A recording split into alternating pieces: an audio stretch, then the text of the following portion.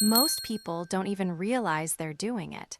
They bring home a jade plant because someone said it brings money, luck, maybe even peace. So they set it by the door, maybe on the counter, next to the fridge. And then they wait. But nothing changes. The house still feels tense. The stress doesn't lift. The money still flows out faster than it comes in. Here's the twist. It's not the jade plant's fault. It's the way we use it, and how most of us unknowingly block its energy before it ever has a chance to work. Welcome back to Wisdom of Feng Shui, where we listen to the quiet messages in your space. If you've ever brought a plant into your home with hope and felt like something still wasn't right, leave a comment below. I want my space to grow with me. Because today, we're not just talking about plants. We're talking about the 3 silent ways we cut off abundance by doing what we thought was harmless. And the first one, it's something almost every household does. Some homes feel quiet, but not peaceful. There's a kind of stillness that isn't calm. It's more like stuck air. You know what I mean? That feeling where you walk into your living room and it looks okay, but it doesn't feel alive. The light doesn't settle, the space doesn't move, and you can't quite explain it, but something feels off. That's usually when someone says, let's add a plant, let's get something lucky. And so, the jade plant arrives. It's beautiful. Chunky green leaves, thick stems, cute little pot. You place it wherever there's space. Maybe a shelf by the fridge, maybe in a dark corner, maybe squeezed between a lamp and a wall. You think, well, at least it looks good. But then nothing changes. In fact, things start to feel even heavier. The plant doesn't grow, you don't grow. And here's the part most people miss. When a jade plant can't breathe, your energy can't flow. Because this plant isn't just decoration, it's a living amplifier. I met a woman named Maria in Sacramento.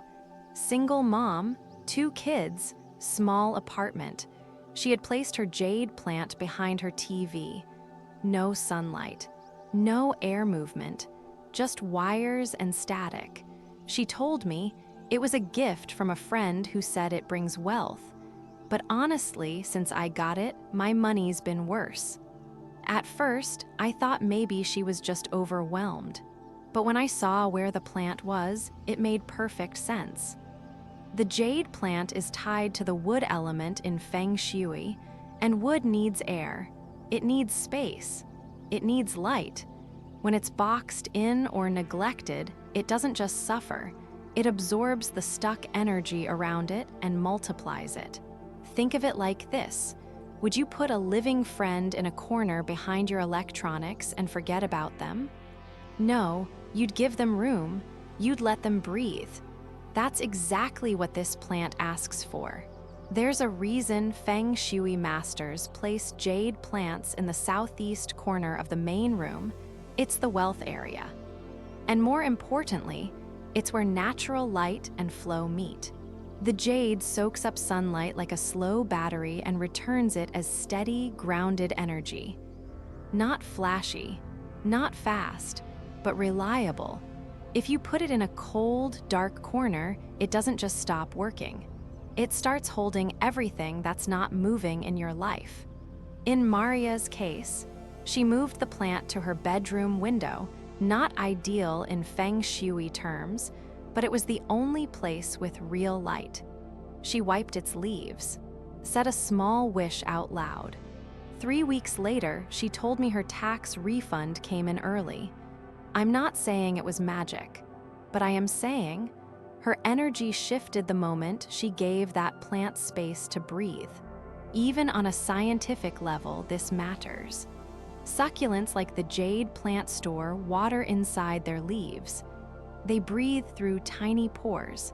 If they're stuck in hot, stale, or dry air, those pores close up to survive. That's why plants in poor placements do die. They just stop responding, just like us. We don't always collapse, we just go numb. So maybe the real mistake isn't just where we put the plant, it's why we place it there. Are we making room for something alive? Or are we just filling an empty spot with something green and hoping it fixes us? Here's something simple you can try. Go to your jade plant. Wipe the dust off its leaves. Move it to a spot that feels clear, not too close to heavy electronics, not shoved in a dark corner. Let it see the light. And as you water it, say something like, "Let's grow in the right direction." Not because it's a ritual, but because you're ready to move again. And for the record, it's never really about the plant. It's about the relationship you have with how your space breathes, with how you breathe. Some people suffocate their plants without knowing it, just like they suffocate their own luck, their own flow. But we'll get to that in just a second. And for the record, it's never really about the plant. It's about the relationship you have with how your space breathes, with how you breathe. Some people suffocate their plants without knowing it, just like they suffocate their own luck, their own flow. But we'll get to that in just a second. But here's the thing, some people don't just place their plants in the wrong spot, they hold on too tightly. And that's its own kind of blockage. We've all heard the phrase, too much of a good thing. But when it comes to houseplants, especially something as spiritually sensitive as a jade, most people don't realize how true that really is. The love is real. You get the plant and you want to take care of it. So you water it often, maybe daily. You clean every leaf with your fingers. You move it around to catch more light. You check on it before you go to bed and again when you wake up. You talk to it, worry about it, Google things when it looks a little tired. All of this comes from a good place. But underneath all that care, something else starts to form, control, attachment, even anxiety. And slowly, the plant starts to close in on itself. It doesn't thrive. It doesn't die either. It just endures. There's this guy I met, Tommy, a single dad in Michigan. He just lost his job and wanted to change his energy, so he bought a jade plant on impulse at a grocery store. "This thing's gonna help me turn it around," he said. But within a week, the leaves started falling off. He panicked, thought he'd done something wrong, so he watered it more, then wiped every leaf, added fertilizer, even put on lo-fi music by the pot. By the end of the month, the soil was swampy and the plant looked like it had given up. And so had Tommy. He said something that stuck with me. "I think I squeezed the life out of it, trying to force it to help me." That line hit deep, because jade plants aren't magic. They don't respond to panic or pressure or constant checking. They're not needy, and they don't want us to be. In Feng Shui, jade symbolizes long-term stability and quiet growth. Its energy is slow, grounding, and deeply intentional. And when we bring in frantic energy, hovering, fixing, over-loving, it disrupts that frequency. We end up pouring our fear into the soil, hoping something will bloom out of it. A good friend of mine, Deborah, 68 years old, lives in the desert outside Santa Fe, has had the same jade plant for nearly 2 decades. When I asked how she kept it so healthy, she said, "I ignore it with love." She waters it once every few weeks, doesn't touch the leaves, doesn't move it around. She lets it be. And you know what? It's grown into this wild, beautiful bonsai-looking shape, strong, asymmetrical, alive. She says, "I treat it like a person who needs space. The more I back off, the more it opens up." Science backs this up. Jades are succulents. That means their roots are shallow but powerful, and they hold water inside for long periods. Too much attention, especially water, can choke them. Overwatering leads to root rot, stem mush, and leaf drop. Energetically, it's the same story. When you water a person or a situation with too much of your worry, your control, your intensity, things start to break down. Whether it's a plant or a partner, sometimes too much caretaking becomes its own kind of harm. So here's something you can do right now. Check your plant's soil. Not with your eyes, with your finger. Stick it in. Is it dry 2 inches deep? Only then should you water. And when you do, say something light, not desperate. Something like, "You've got this." Speak with confidence. Let the plant feel your calm, not your fear. Love it like you trust it'll be okay, even if you're not hovering over it. One of my favorite gardeners, Mrs. Chu, who's been growing jade for over 30 years, once told me, "You don't raise jade, you accompany it." That stayed with me because healing energy doesn't rush. It lingers. It builds in quiet. It breathes slowly, the way nature does. And sometimes the most loving thing you can do is let go just a little. So what about you? Are you growing a jade right now? How do you take care of it?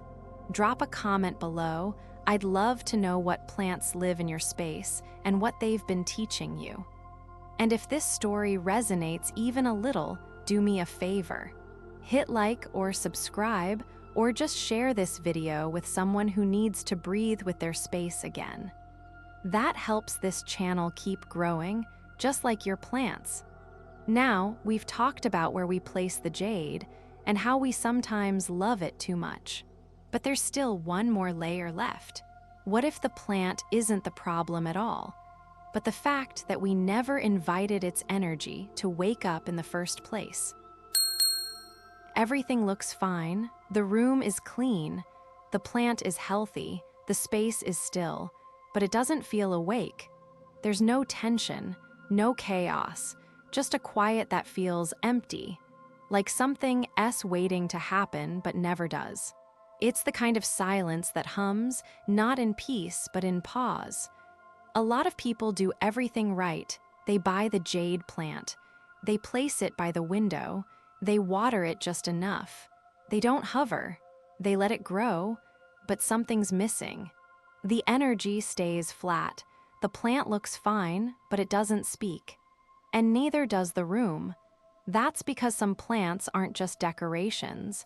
They're receivers and transmitters, especially jade.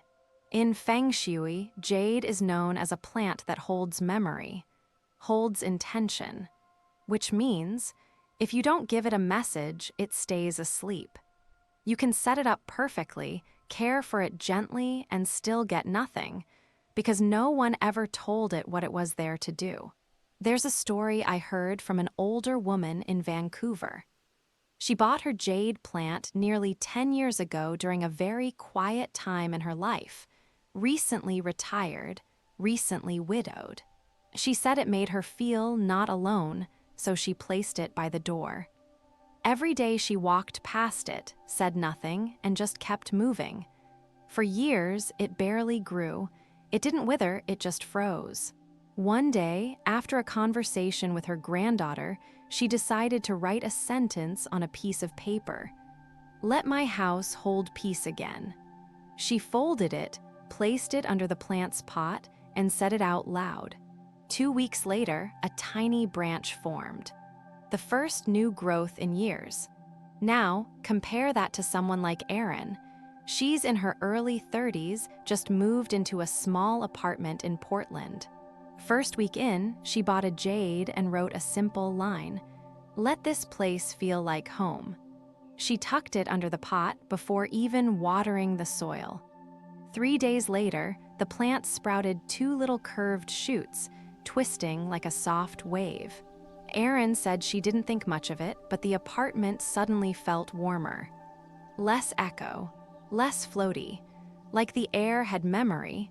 It sounds small, but spaces feel the difference between being filled and being acknowledged, between being arranged and being activated. And so do we. There's a kind of stillness that isn't peace. It's energy that's waiting for permission.